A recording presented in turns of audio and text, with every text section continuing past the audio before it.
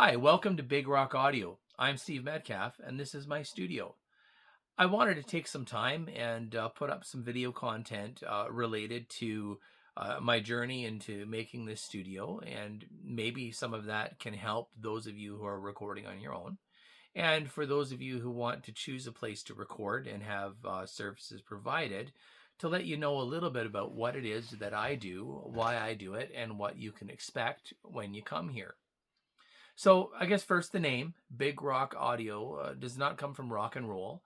I am quite comfortable on a variety of musical genres, from country to jazz to Latin to rock to metal. And I listen to that music and play that music pretty regularly. The big rock part comes from when I built this place.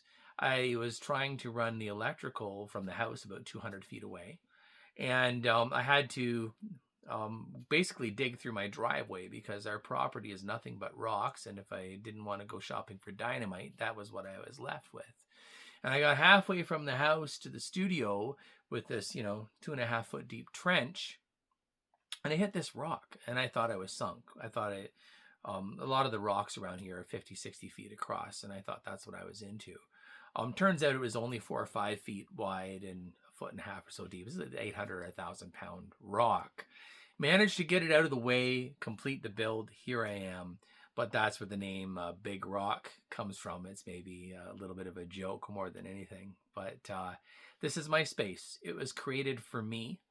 And when I built it, I basically took, decades of being an audio nerd and learning about acoustics and engineering and whatnot. And I put everything I had into it, kind of a labor of love, a labor of love. It was the labor of love, this place, and it turned out beautifully. And when it was done and I started experimenting with the room and I realized just how nice everything had turned out, I thought, you know what, this would be something that I should open up to other people, other musicians, just because of what it is. It's a cool space in the country, a cool vibe. And when you record things in this room, it just sounds good. So we'll talk about that. So on the acoustics end of things, the building design, the ceiling, you can't see it from the picture here, but the ceiling has 5 different angles on the ceiling. This interrupts bass standing waves. You can see maybe over in the corner here, I have some bass traps. There's diffusion up there. There's a variety of different acoustic treatments that are designed to keep acoustics in control. You can get some feel for what the room sounds like just from listening to my voice. I'm recording this on my cell phone. Cell phone's about 4 feet away from me. So the room's not dead. The room is neutral. It's got a pretty even and pretty flat echo profile, if you will. So direct sounds that happen really close to a strum on a guitar or a hit on a drum, those sounds are absorbed or redirected away from the microphone. And later sounds will arrive and provide some musical color from the room. And that was intentional. When your brain processes sound, anything that arrives at your ears within a certain period of time sort of gets summed together. And if you're trying to do recordings and pick this up with a microphone, that becomes something that over multiple tracks, it becomes really hard to get clarity. So I spent months with the acoustics, tweaking and measuring, and I used standards from AES, ITU, to use to get guidelines for how this should be done, because there's lots of people that are smarter than me that have done it before and done a great job. So it turned out really, really well. And this supports my recording philosophy, which comes kind of from being an audiophile. For the longest time, I've chased incredible sound. I like to have a sound system that's clean and clear and detailed and creates almost like a 3D space just from a pair of speakers. I've always been mesmerized by that. And part of what drives me to do recording is to be able to produce the kind of recordings that my brain wants to hear. So over the years, when I hear a recording that sounds good, I have to find out what it is and why. And what I keep coming back to every time I hear a recording, like, oh my God, who did this? Where was this done?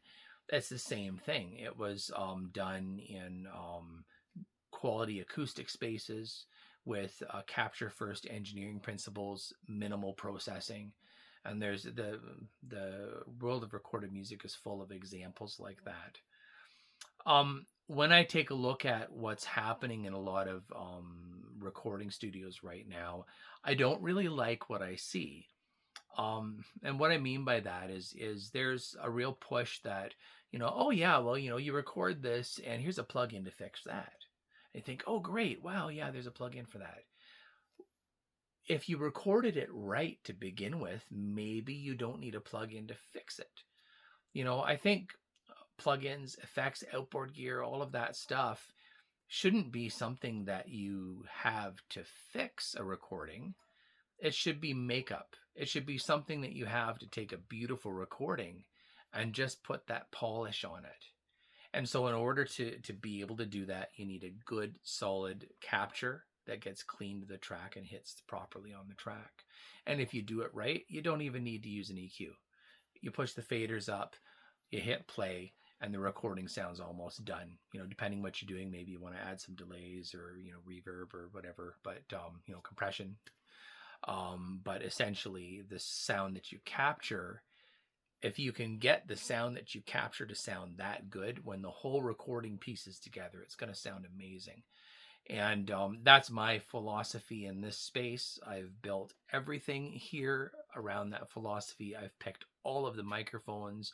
I've picked all of the front end gear and the products that I'm using, from SSL and Audient and, Shure and Rode. And, I've spent some time selecting all of these things so that it facilitates a good workflow in that way. So I guess that's about it for the boring nerd talk.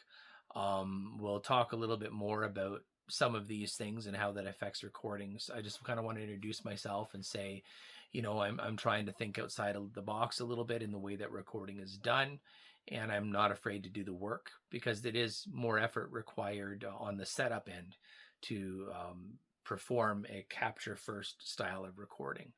With respect to mixing and mastering, this tracking room is also the control room, and it's been designed to make mixes that translate.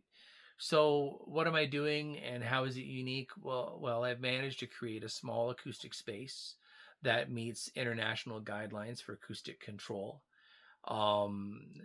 Has acoustics that are clean to the extent that you can put a microphone in front of something and it sounds good pretty much right away.